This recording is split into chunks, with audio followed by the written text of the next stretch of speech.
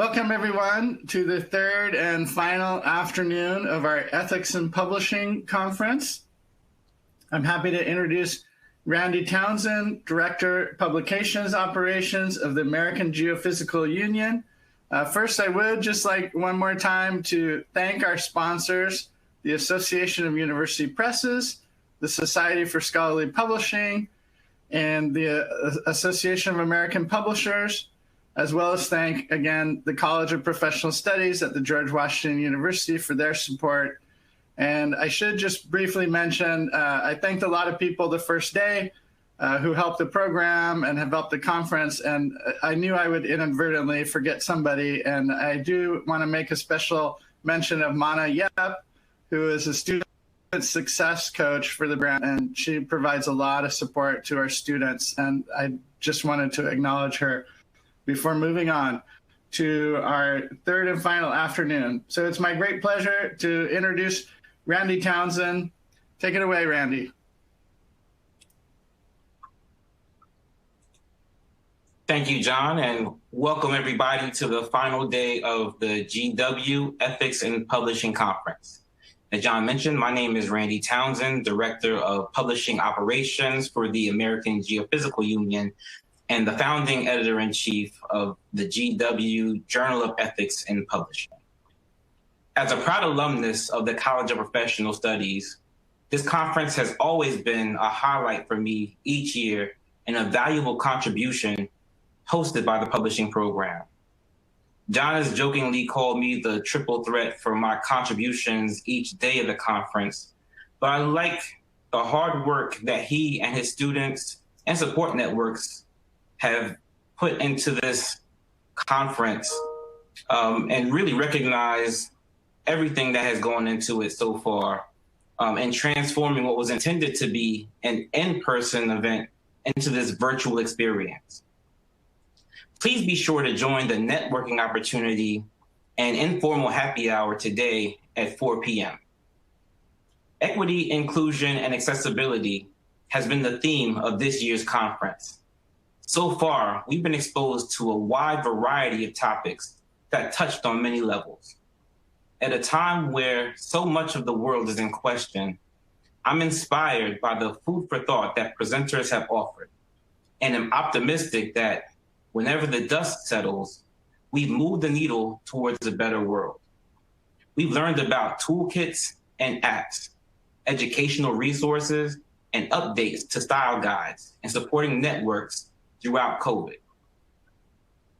For professionals that have joined this conference, I hope you are encouraged to think about the people you are connected to, the products and services you produce and provide, and how they can contribute to richer experiences.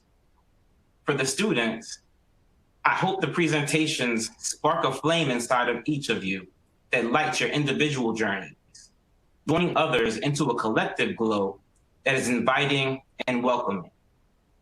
One of the most valuable things I've learned as a member of Cohort 5 was how to work in collaborative environments, how to recognize the unique qualities and talents in others, bring your best to a project, and produce something truly special. We didn't always agree, whether it was in the copy editing, the design, or the format, but we realized no one person had all the answers, but we each added value. Speaking of adding value, I'm proud to introduce today's first presenters. Josephine Sciortino is managing editor at Canadian Science Publishing, the largest nonprofit journal publisher in Canada, where she manages a team of scientific publishing and production editors for 8 scientific journals. She has worked in scholarly publishing for over 20 years with various biomedical societies in the management of their specialty journals, including the Canadian Urological Association Journal and the Canadian Medical Association Journal. Yael Fitzpatrick is an art director, publications designer, writer, and science communicator.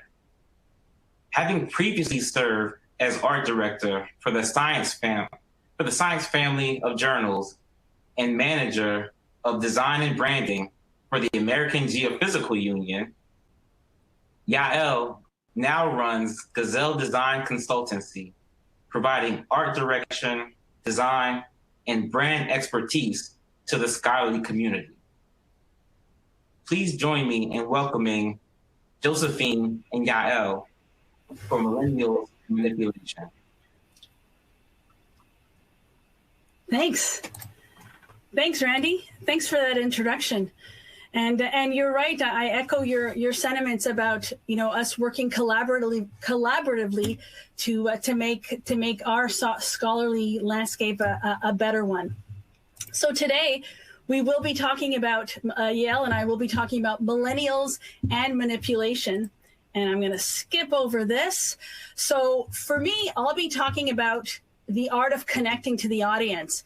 And what to expect in today's talk. We're going to talk about retractions a little, talk about millennials and why we've chosen this demographic. We're going to discuss the ethical value profile of millennials, what their world looks like, what the problem is, hear what the current tools, the available tools for millennials and for all of us in publishing, alternative tools, and we're going to look beyond the current tools that we have and beyond the platforms that we use. So this is a slide about retraction. So the reality is that the number of retractions is increasing, but the relative rate is stable.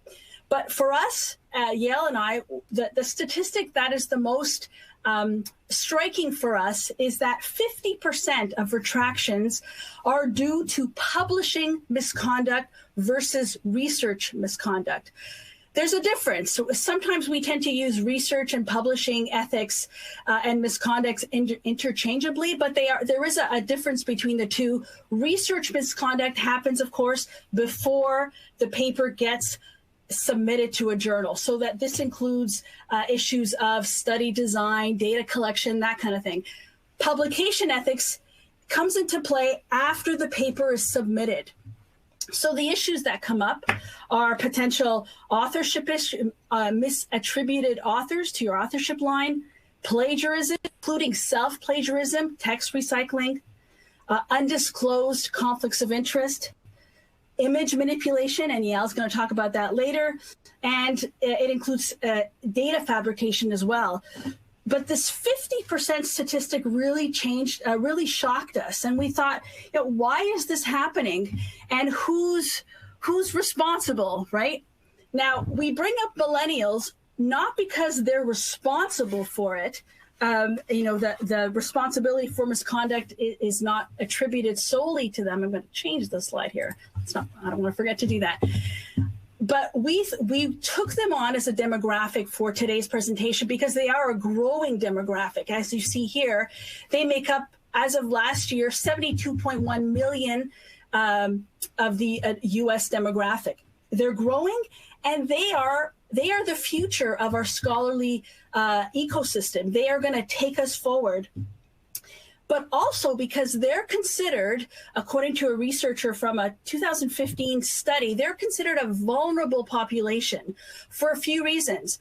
We're going to talk about the data pretty soon, but their knowledge of publishing ethics is weak. And in terms of their status, they've got nothing to lose. So if they do act unethically, there's no reputation to lose. So they do tend to take publishing shortcuts along the way. So we thought they were a very interesting demographic to dissect and to understand. When we talk about millennials, we are going to talk about them, but it's important to understand how they're different from the older generation. So millennials, and this is based on business and marketing research that's out there. So the older generation, that does include me, I am not a millennial, we tend to rely on traditional media and advertising. Millennials tend to focus on, this isn't news to us, more social media. And they're not as comfortable. Millennials aren't as comfortable with PR messages from companies like public relations.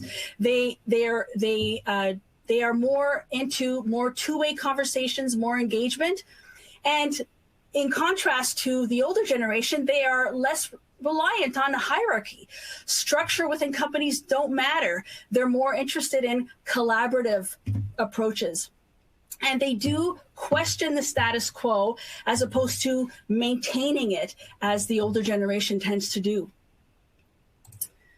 What's important about when we're trying to understand millennials is to understand their ethical value profile. So what matters to them? And what matters to them, so we get this from, again, from the marketing research out there. What matters to millennial is the trust. So they want to be able to trust what they read, what they watch, and their sense of professional development and career advancement is very important to them. A sense of ownership, collaborative approaches, working with their peers, working with their trusted peers, and the issue of engagement that also comes into play. And impact. They want to have an impact, a positive impact on their communities. Yeah. So this is quite a generalization. I do understand that, but this does help us understand the cohort and the community. Their pressures are also very important to understand, because this does affect the way they approach, how they publish, and what they put out there. So there is I call it here the desire to publish, but there's more of a pressure to publish. And the pressure comes from every angle imaginable. From their institution, they do want to encourage publication, because this does raise the profile of the school. Their pressures are personal. They want to be productive, and so they keep pushing, and this does make them quite vulnerable to predatory journals. There's pressures, obviously, from funding organizations. Career. This is also a pressure point for them. They want to move forward in their career, either to get tenure or promotions, and a lot of that, it is dependent on the number of publications. It's still dependent on the number of publications they put out. And of course, we talked about the impact. They want to make a positive impact, not only on their peers or within their discipline, but within the community at large. So there is a tension within millennials on, they want to do the right thing, but yet they need to publish a lot too. So this does put them in a very precarious situation, and they tend to publish more. They tend to focus on quantity before quality. And this is the challenge. And we've learned through looking at some studies that are out there that although millennials tend to think they know what publishing ethics is and what it means, they're not putting it into practice. And this is the focus of our next slide. There's a knowledge gap, and the data shows us that there are a few studies that we looked at. We looked at a UK study from 2018 that although 41% of respondents took a course in publishing ethics, they still felt that the course wasn't that great, and they didn't feel confident enough in knowing what the right thing was to do with their papers. And another Greek study from 2016, they actually put out a survey, and 18% of the respondents also did a publishing course within their university, but they also didn't feel confident enough in the skills they learned. A German study, this was done by interviews and focus groups that included US and UK and German respondents. The respondents claimed to know about plagiarism, but failed to appreciate the nuances. For example, they were okay with paraphrasing a piece of text without citing. So there's a real gap between what they think they're learning and what they're producing. And the last study I'd like to bring up today is a study coming out of Asia and Africa. This was published in 2020, where again, they surveyed researchers in those in that area. And they found that 89% of respondents perceived understanding. So they felt that they knew about plagiarism, but it didn't really play out in practice. Over 35% of these same respondents admitted to committing plagiarism and admitting to likely do it in the future because their peers or their senior researchers do it. So they don't quite appreciate the consequences of misconduct, and they don't, frankly, they don't understand what it is. They think they may think they're doing the right thing, but in reality, they're not. This data shocked us, especially because we know that there are so many tools out there. We've got COPE, and that's my next slide. We've got COPE, the Committee on Publication Ethics. We've got other resources with the societies in our industry, the Council of Science Editors, SSP, and the International Society of Managing and Technical Editors. There are videos on YouTube. There are so many resources out there, including many publisher resources, that left us wondering, why isn't the message connecting with this audience and with this group? And our final analysis, we realized, well, maybe it's not the content itself that's the problem, but it's how we're addressing and how we're connecting with this group. One way to get them involved, one way to connect better with this audience is to, what I say here, get them at the table. And that means, giving them a seat at the table. So we're at Canadian Science Publishing, and we were the largest science publisher in Canada. We're starting a pilot with one of our journals to invite millennials, early career researchers, to sit at that editorial board table. And this helps us not only because we want fresh ideas and we want their, engagement and their enthusiasm, but it helps them to learn about the peer review process. But a wonderful side effect to this is that the better peer reviewer they are, the side effect is they become better authors. So they're learning about the process through the peer review mentorship that they're getting by sitting on the board. And CSP and this journal is obviously not the only one that's doing it.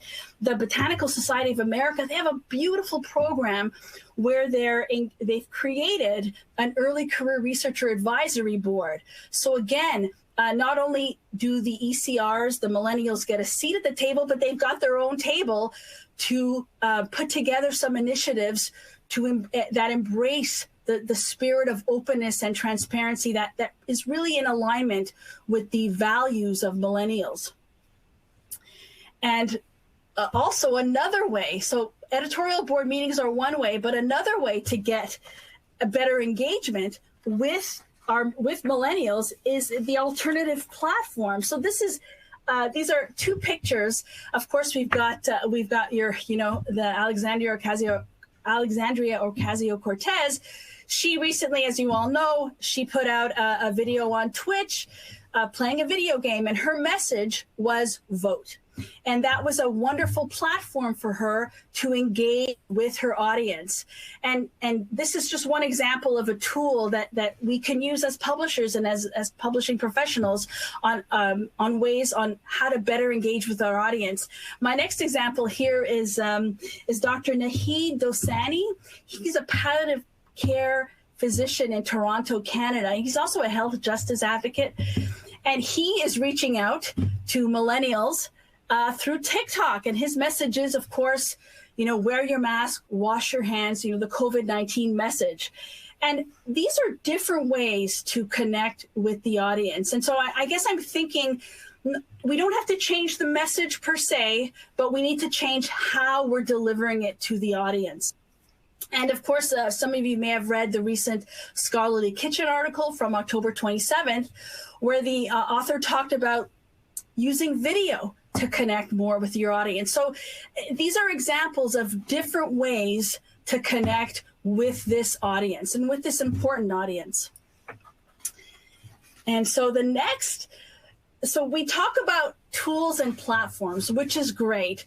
But to me, what undergirds the platforms and the content is how we say it. And so this goes into learning styles. And what I've learned, and I was at my physiotherapist this morning, and he's a millennial, he's 26, and I was telling him about this presentation, and he's like, oh, yeah, so I don't listen to any training. Yeah, training sucks. I learn from Instagram, or I learn from my mentor, like one-on-one discussions, and the whole, the idea of moving away from traditional methods of communication, traditional ways of educating. He gets all his content from Instagram and from Twitter. And so that's a very good, again, we talk about platforms, but beyond that, it's how it's stated and what language we're using. And this is, what we talk about here is not the typical, top-down approach.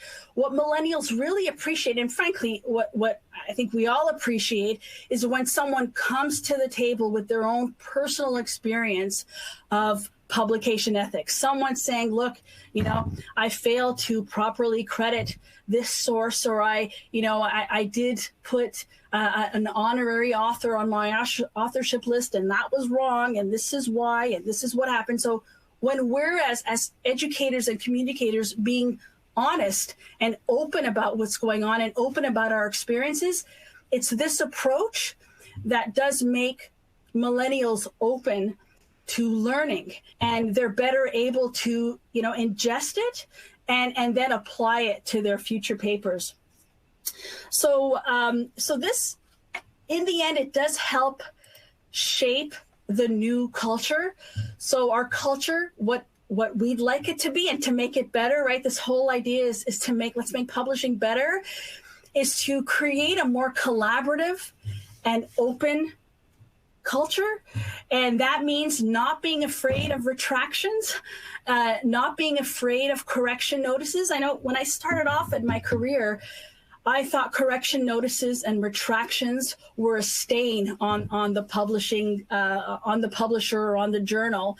But now I see it as a self-correcting process, and how it's really important that we nurture along the way and be open and transparent about what we're doing, and be open about corrections that we may receive, and then correcting the literature and moving on. And that's what science is all about. And our, doing this, preparing for this presentation today, it's really enforced the whole idea of the openness and the transparency that millennials bring to the table.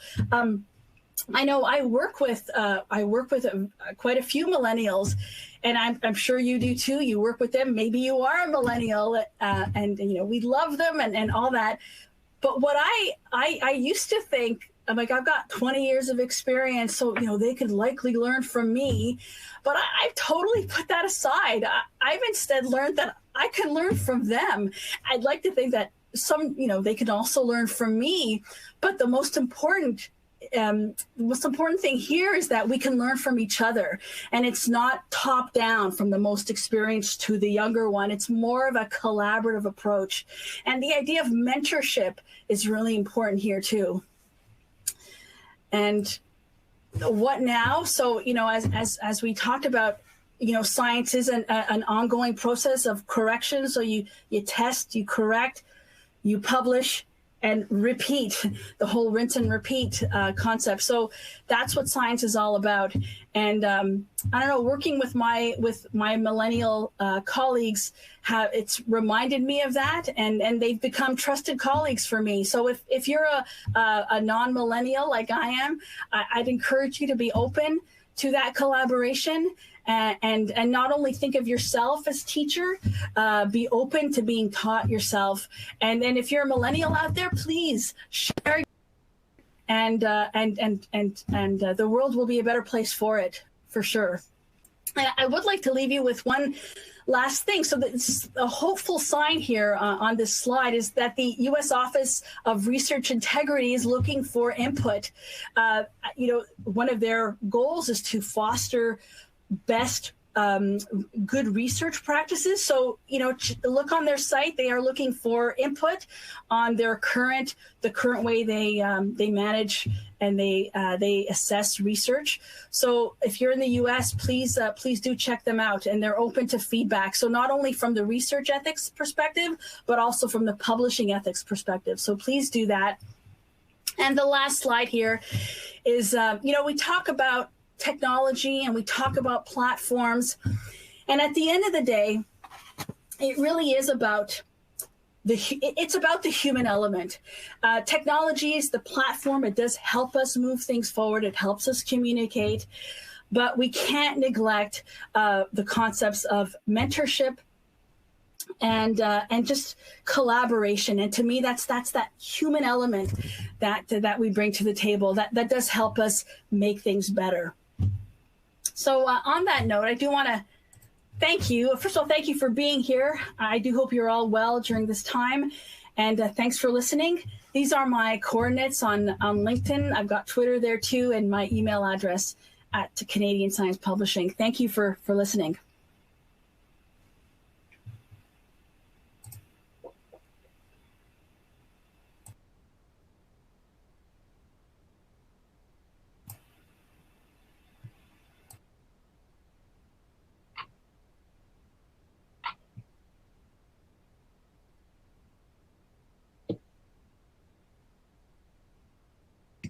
Okay, I just want to check if everybody can see me now. I hope so. Thank you. It's great to be here. Josephine, thank you for that wonderful start to this session.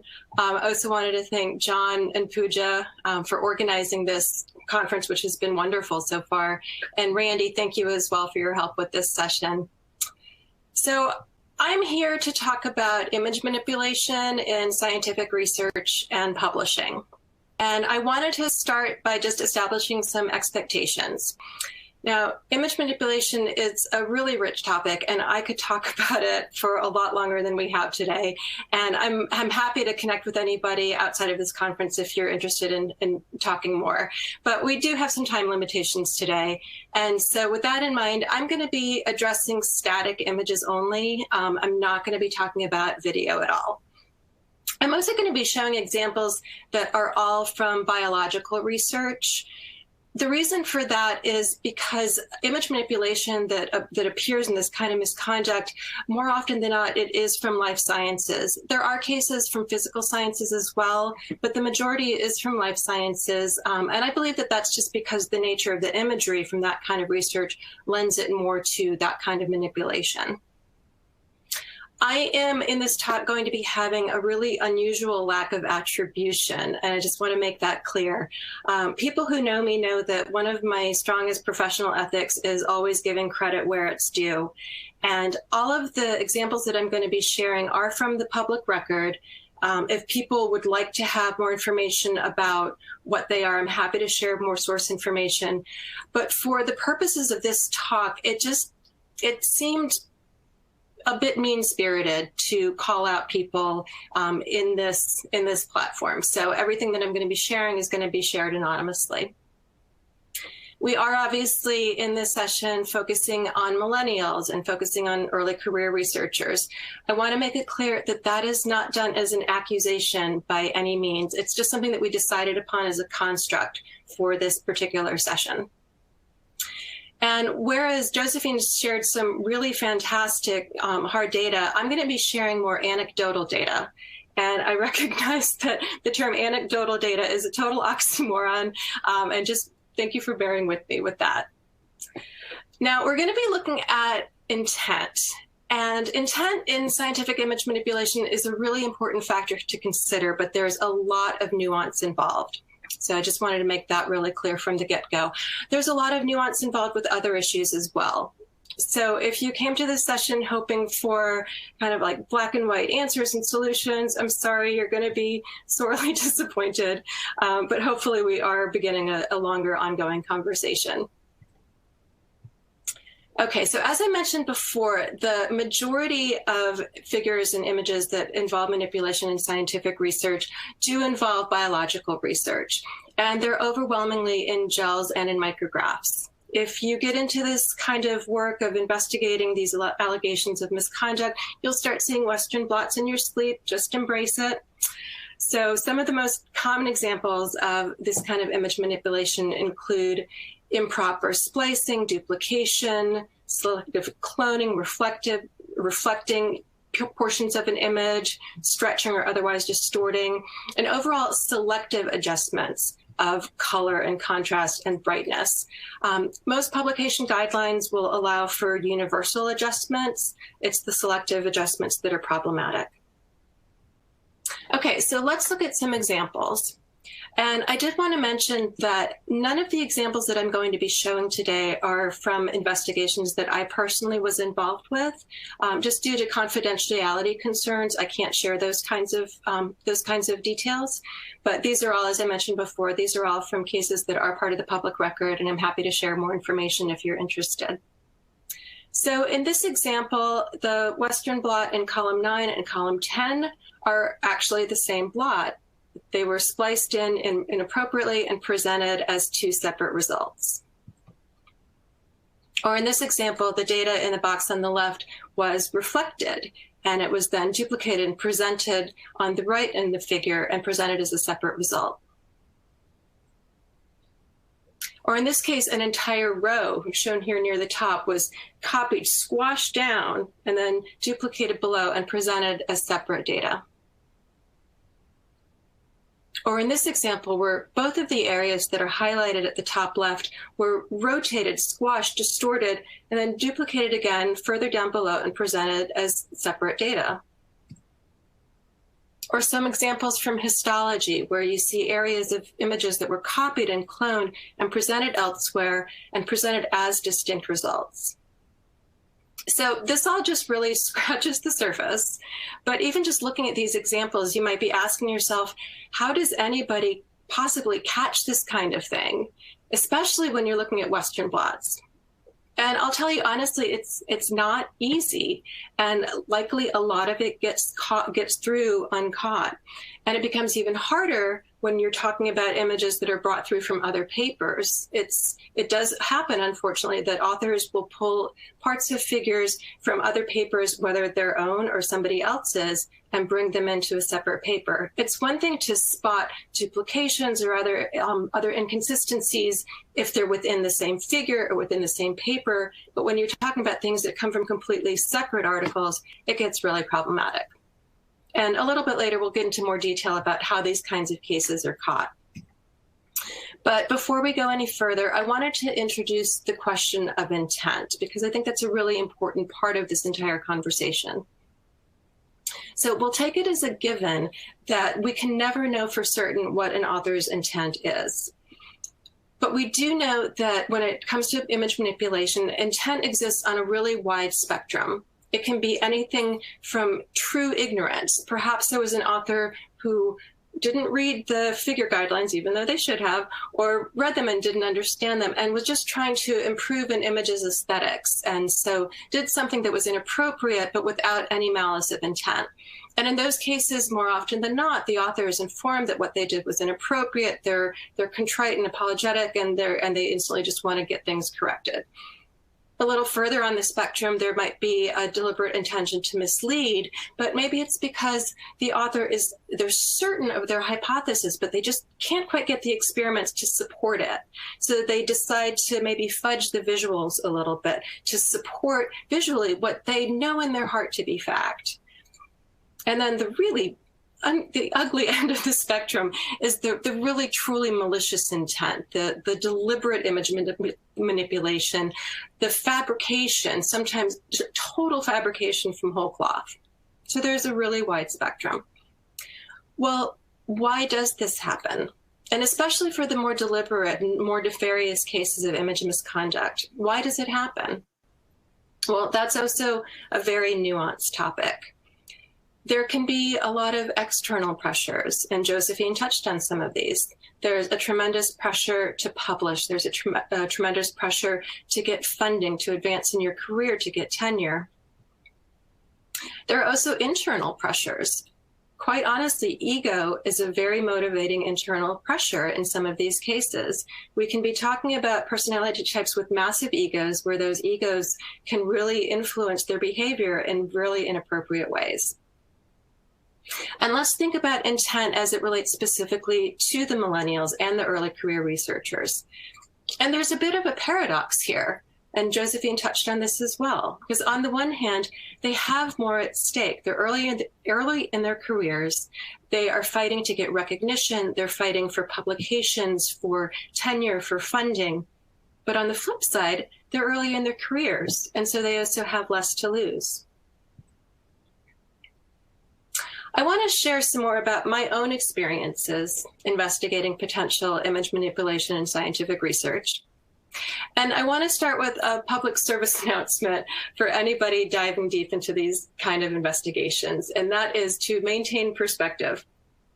I can tell you from personal experience that, especially in cases where it seems that the intent was truly nefarious, it can be really easy to take a negative view of research overall. It can be easy to have these blinders on and be just looking at this very, very bad apple that you're investigating, and your mind just takes it to the entire barrel as rotten.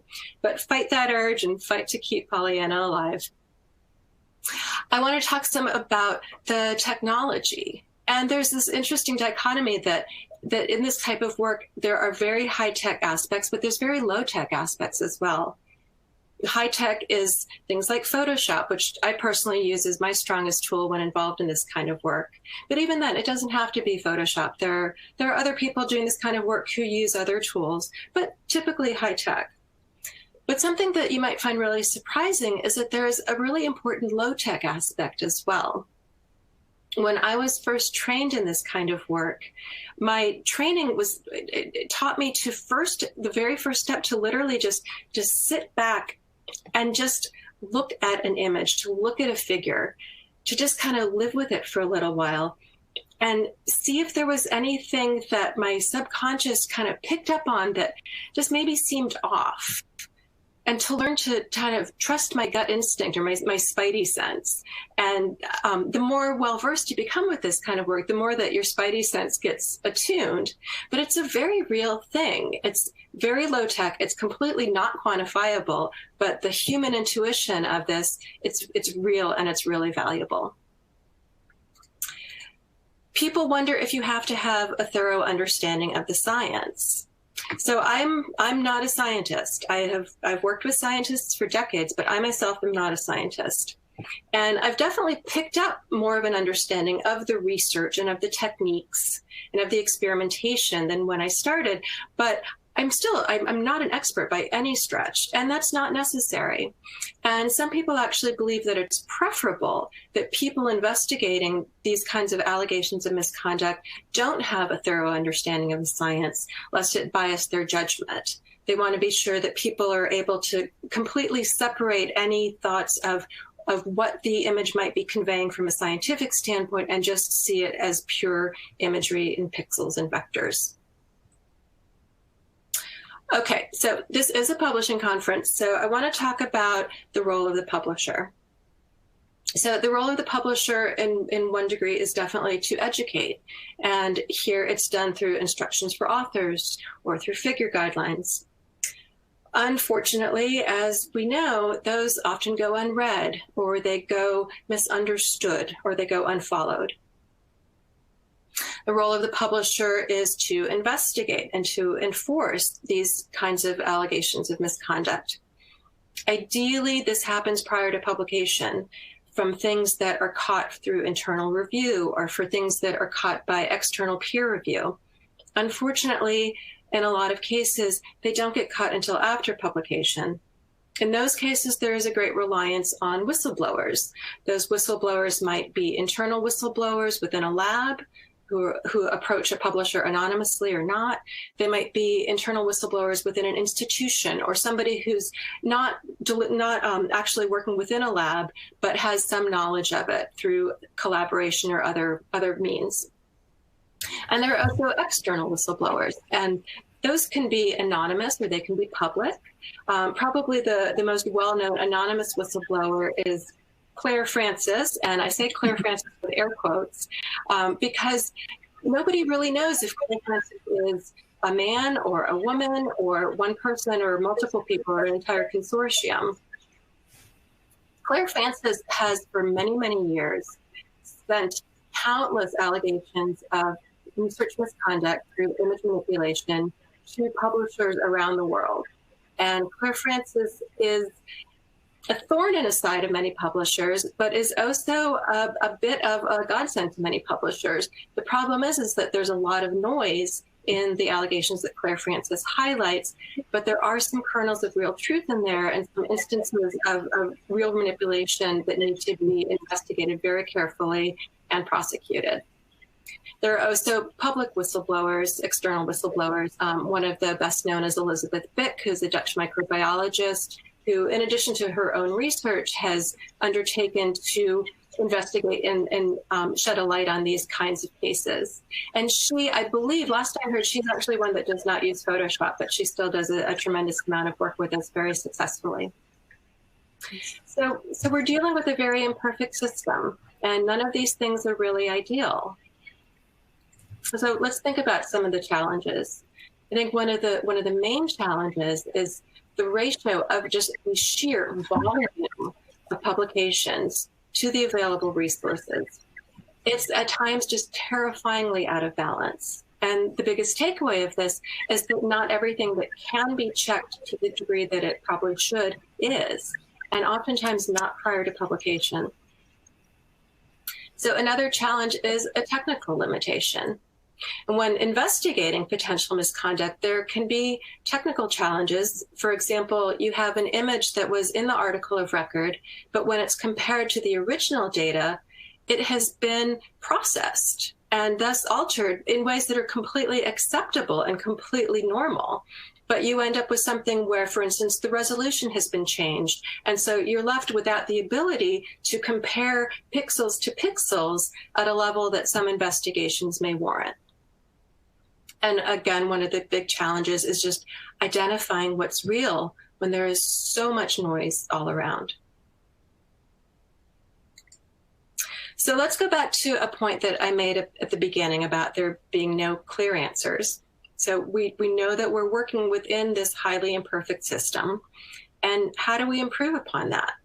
So let's take it as a given that there has to be a degree of operating with good faith on all sides. There has to be a degree of considering the research and research publication ecosystem as a little mini civil society, where we have to have, for the publisher side, there has to be trust of authors to behave ethically and responsibly. But let's think about what there is beyond that. And I think it's really important to normalize imperfection as it naturally exists as part of the process of scientific advancement. Consider the fact that research itself relies on imperfection. It relies on mistakes. It relies on building upon that which came before. And there is a very meta quality of this that is reflected in publishing. Now, of course, we all want the publication record to be as accurate as possible from the outset, but there is something to be said for recognizing the value of knowing that that's not always going to be the case, that there are going to be mistakes, to recognize the value of retractions. I mean, for goodness sake, sometimes the retractions are caught by the authors themselves. And this ties back to what Josephine presented about the millennial profile and about the importance there of transparency. So, yes, we acknowledge it is a highly imperfect system, but we want to have this conversation and continue to work to improve upon it. And so with that, I just wanted to thank you very much. And I now look forward to jumping into some lively Q&A with Josephine. Great. Thank you both, Yael and Josephine, for that presentation. In the space that I operate in, Earth and Space Science, we don't see too much by the way of figure manipulation, although there is, those things that do come across.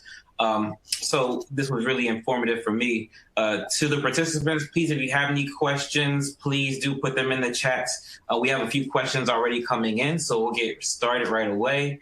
How do you account for the age and experience gap in millennials? Some are nearly 40, some are 25. As with much in life, there is a huge gap between how people think and do things between those ages.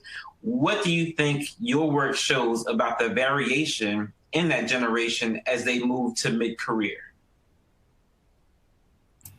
Yeah, thanks, Randy, and thanks, Lauren, for that question. I've been thinking about an answer ever since you posted. I saw it in the chat, and part of me thinks, I mean, we're making generalizations about this group, the millennials, and you're right. There's a huge age gap there. Can you hear me? Yes. Yeah. Okay. So yeah, there's a huge age gap, and what I can say is that the more collaborative they are at the early stages, so when they move to mid-career, the better they're going to become. And I think the more they work with their members, the more they understand the need to, like, the trial and error, do it and learn as you do it, learn as you go. The more they kind of embrace that way of learning, and they do as a natural, as an inclination. This group tend to do that. So the more they practice it, the better they're going to become. So you're right. The older millennial will hopefully be better than the 25-year-old. So I do see a progression, and I do acknowledge that, you know, we are making generalizations with this group, and there are some variations within the spectrum for sure. Yeah. All right. Thank you for that, Lauren. I hope that answered your question. If not, please feel free to ask it again or ask it in another way. Thanks. Sure. There's another question here, and forgive me, I said the chat, but I meant put the questions in the Q&A. So you mentioned millennials survey said they would continue committing plagiarism due to the fact that their mentors do it. Wouldn't this suggest that the need for training and information about plagiarism be provided to all demographics and it's not just millennials? Absolutely. Absolutely. In no way, I hope, if I did suggest that it only should be millennials, then I correct that. Education should be across the whole spectrum, everyone working and living within this publishing world. We do need to understand it better. But the point I was trying to make was the importance of the mentorship. So millennials working closely with their mentor will likely, the data shows that they will likely do what their senior is doing. So if the senior researcher is likely to, you know, put aside some, any authorship inconsistencies or manage to be a little more lenient, the younger, the mentee will likely do the same. So you're absolutely right. I think maybe a re-education of those of us who are older in the industry is warranted for sure. Absolutely. Absolutely. Thanks, Ali. Next question here. What kind of training would you both recommend for training non-scientists to screen images for possible manipulation? So I think I should jump in on that. There are a number of different resources. I would say that I honestly, I'm happy to provide my expertise to people. This is something that it has been an interest and a love of mine for a long time, and I'm happy to share that. So if anybody wants to contact me separately, I'm happy to talk about that. I received a lot of my training when I was working at the journal Science, and then I received specialized training from Rockefeller University Press. I'm not sure if they still provide that training or not. Mike Rosner, who is the former director of the press, was he was really one of the figureheads that not figurehead. Sorry, that's the completely wrong word. He was one of the. Sorry, Mike, if you're listening. He was one of the trailblazers in this field, and he brought that to the Rockefeller University Press when he was there. He is now an independent consultant, I believe, and I believe he might still be giving that kind of training. I can find that out. Josephine, did you want to weigh in as well? The question was posed to both of you.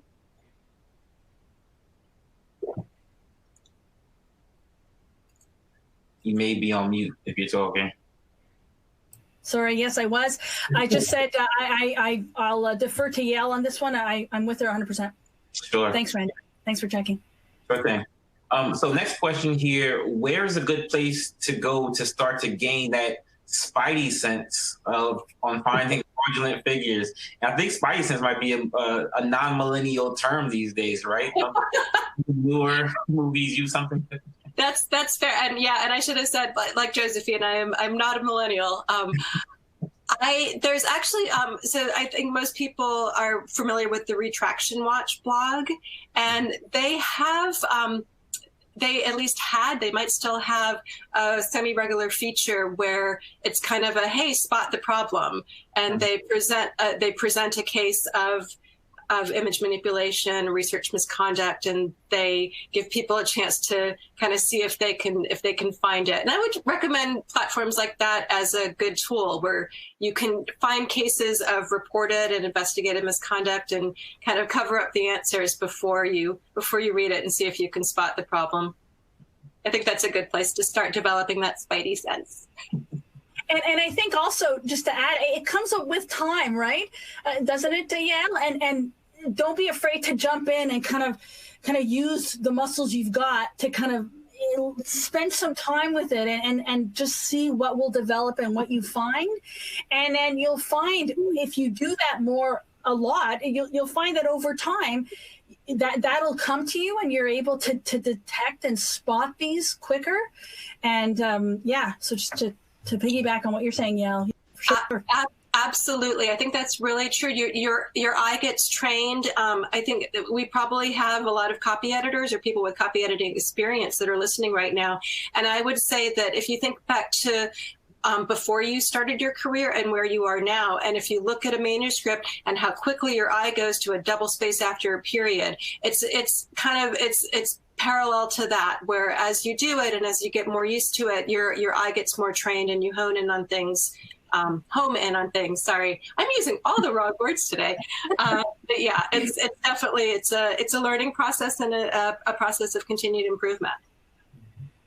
So we have another question here, but actually I have a question I'd like to throw in myself really quickly. So technology makes things, so fast paced, and Josephine, you talked about this a little bit, but we're consuming content differently, and the images aren't always blown up on our desktops anymore. So we're looking at smaller images, and usually you believe what it is you see, right? The eyes tell you that means it's true. But, we do know that manipulation is occurring. So is there a way that we can use technology to protect the integrity of figures and images so that we can be more comfortable knowing that what we're seeing is actually what we should be seeing and not manipulated in some way, shape, or form? There are definitely groups that are working very hard to make that possible. I think the two biggest challenges that people are facing with that are, number one, it's a massive task to achieve, just because of the nature of what you're asking for. So people are trying, but it's not an easy hill to climb. And I think the other challenge is that the technology that is available to people who are creating the images and the people who are unfortunately or sometimes misappropriately manipulating the images, that technology is advancing very quickly as well, and people are getting more comfortable with it and more well-versed with it. So it's not just a matter of here's this static problem and people can kind of develop and try to solve it. It's the problem is kind of growing along as well. So that becomes a challenge on top of a challenge. Yeah, we have that challenge at Canadian Science Publishing too. Like how can we use the technology to detect this? And what you said, Yael, is correct. The volume is it's astronomical. How do we check everything?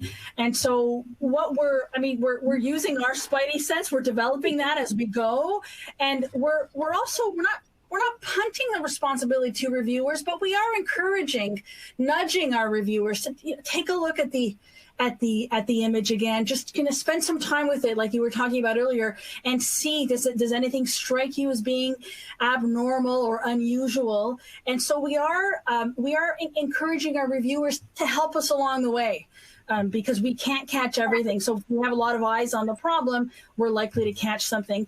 But also as a publisher, we're not afraid to retract the paper. If we find something that's not right, we need to be, kind of, let's get in there 2 feet in, let's retract the paper if we need to, and let's be open and transparent about the process, and be open to folks that come to us, the whistleblowers, be open to them, and move forward, correct the literature and move forward. Thanks. Absolutely. And I wanted to just kind of get back to what you then mentioned about, what I said about just kind of sitting and looking at an image.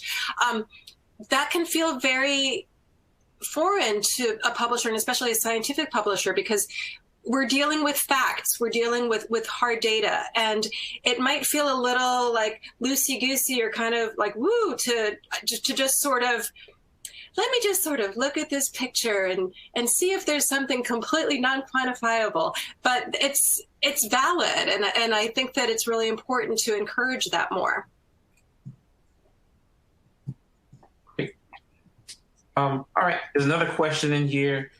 Can you advise on what is usually the most common type of image manipulation, and if there's any easy way for someone that has no scientific background to quickly identify it? I might get criticized for oversimplifying, but I will say that the improper splicing of gels is likely, if not the most common, then very, very high up on there. And so I use Photoshop. I'm sorry that I can't give tips for non-Adobe based image software, but a really easy, quick thing to do in Photoshop is you take the image and you adjust the levels back and forth, and that can make things pop out that you could not normally see with the naked eye with just the base image as it is. I would say that that's a starting point. But I meant what I said at the start. I can talk about this until your ears bleed, and I'm happy to. So if anybody wants to contact me, I'm happy to give them additional tips. It gets a lot more involved than what we have the time to cover here today. I would just a reminder to everybody attending, if you have questions, please put them in the Q&A. I do want to talk a little bit more about retractions, because I'm aware that historically retractions have been such a scary term. And I agree that it helps to correct the record, which is what we want to do. We want to make sure the right research is out there. When I first entered this area of misconduct and ethics, I know there were some high-profile cases of retraction that the authors were really disgraced, and there's some really severe consequences. So, how do you think we can address millennials in particular to let them know that retractions are healthy for the overall scientific discipline? Yeah. Yeah, that's a great question. I think yesterday, or within the last few days, I read something on Retraction Watch, how I think a researcher in Japan or a researcher was being harassed on social media because there was a retraction to their work or something or other. So yeah, the consequences socially are pretty dire when there is a retraction associated with your name. Mm-hmm. But I think the millennials, that cohort, they're giving us the opportunity to kind of rethink that. And that doesn't mean we need to kind of nonchalantly publish our work and not be careful and mindful about what we publish, but to be open to the retractions and to not make it a stain on the researcher, and just be open to that transparency and applaud the transparency as opposed to the error itself. So applaud that it's coming to the fore, that we're able to correct the research, and not I guess, I don't know, hurt the researcher who did the error.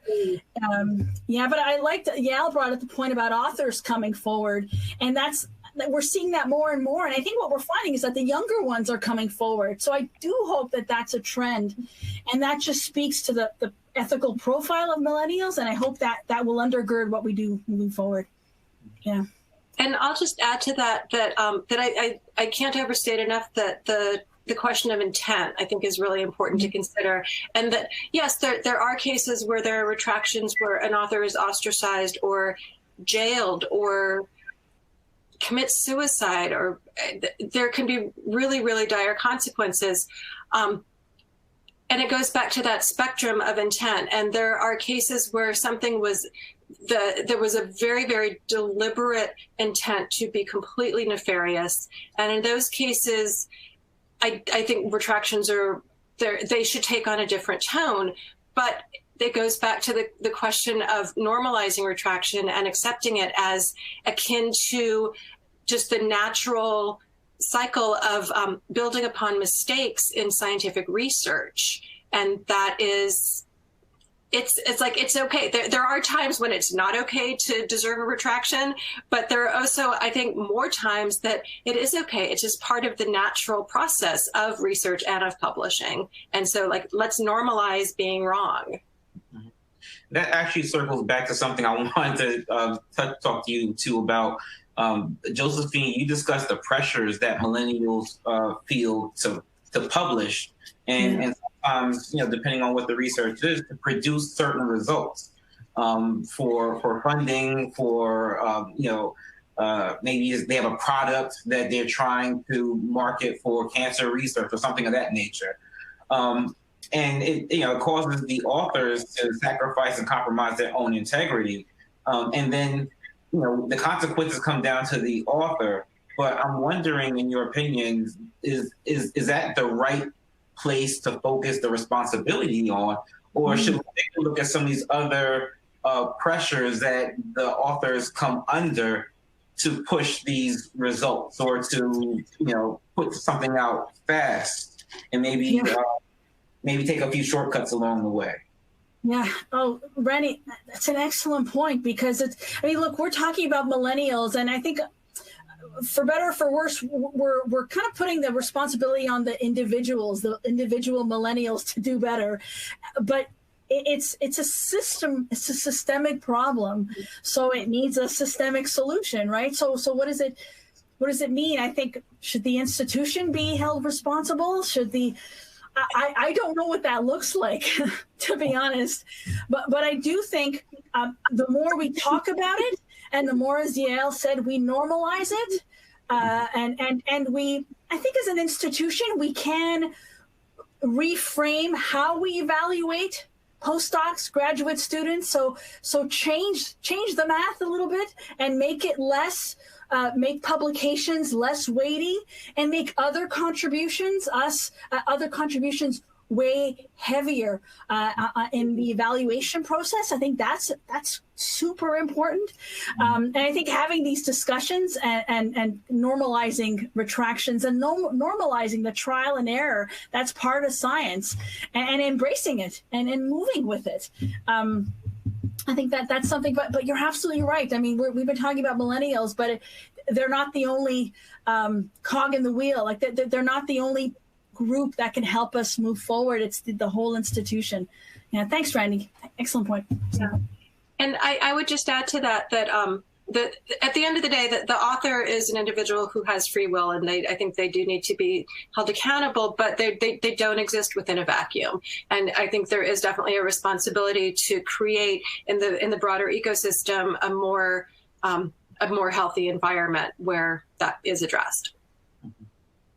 Yeah, one thing that I've seen, and as I mentioned, I don't really see too many things related to image manipulation in the earth and space sciences, but they have been actually growing a little bit more, and this is in relation to what we call disputed territories.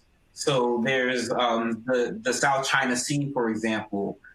China claims certain areas, so maps, and Vietnam, Vietnam is like, well, no, that's our territory. And if you phrase a map a certain way, it can show favor one way or the other. And if it creeps into publications, it can be used to legitimize a political agenda. Do you have, because these things are growing and there's new territory for us, but do you have any kinds of recommendations or guidance that I can provide authors? Because this becomes very, very sensitive and personal, depending on where your loyalties lie. Absolutely, and that's a great question. And it's, at the end of the day, it's up to each publisher to decide on what their particular guidelines are for that. My personal favorite guideline that I've ever seen for that is that a publisher said, we follow what the UN follows.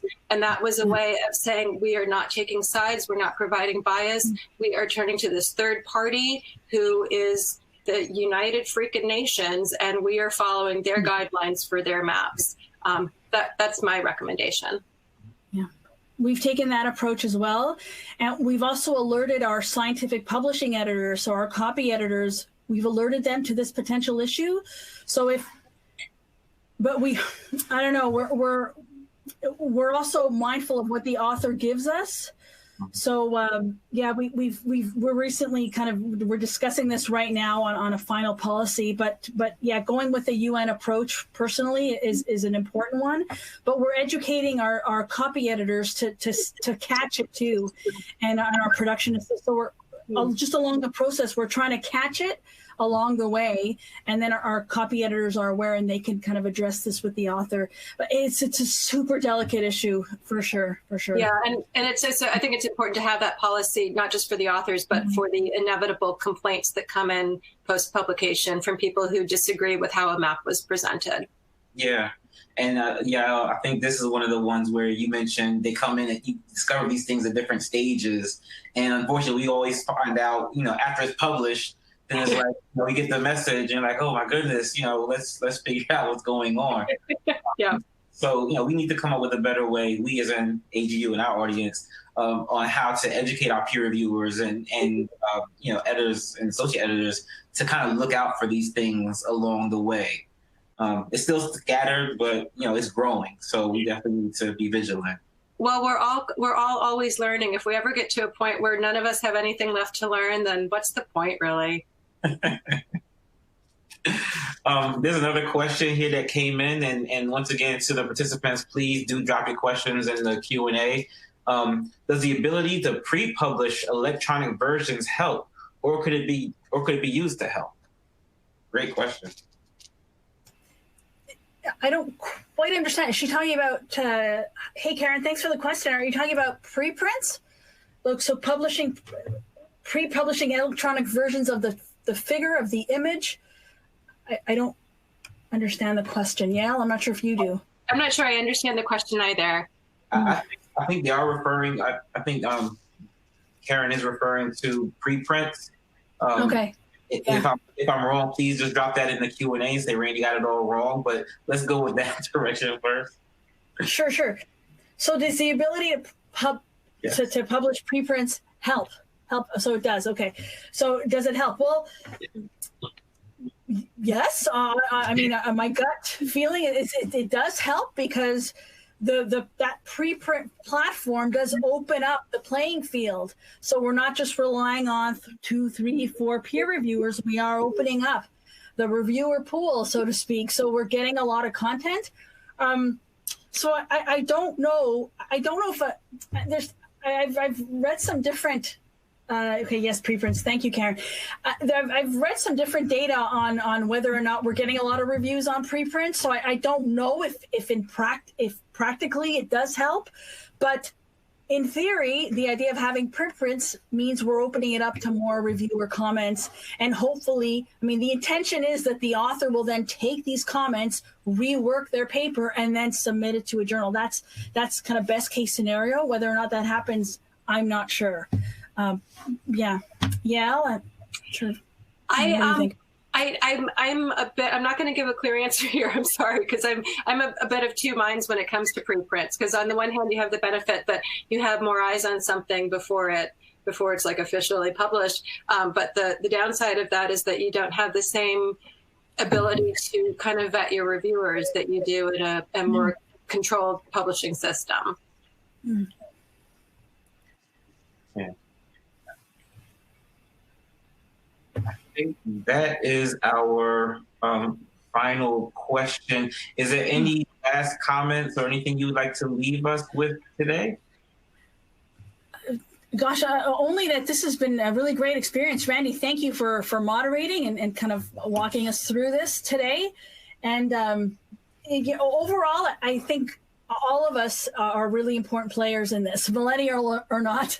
And I think let's put our best foot forward, and let's do it, in the spirit of good faith, in the spirit of openness and transparency, all that good stuff. Let's just bring that to the table, and together. I mean, I'm sounding very, rah, but together, I think we will create a publishing, environment that is a positive one. Yeah. I'll add my rah-rahs to that.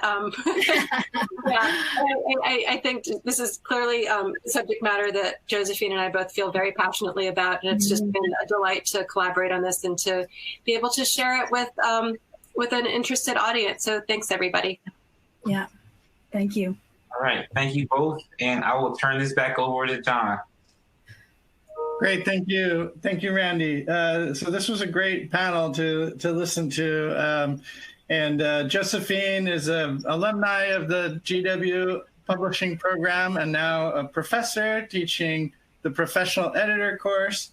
And Yael is a great friend and a great person to go have tacos with in the real world. And once again, congratulations to Randy for becoming the editor-in-chief of the GW Ethics in Publishing Journal, and among his other activities. And he will also be an adjunct professor in our publishing program, I believe, starting this summer.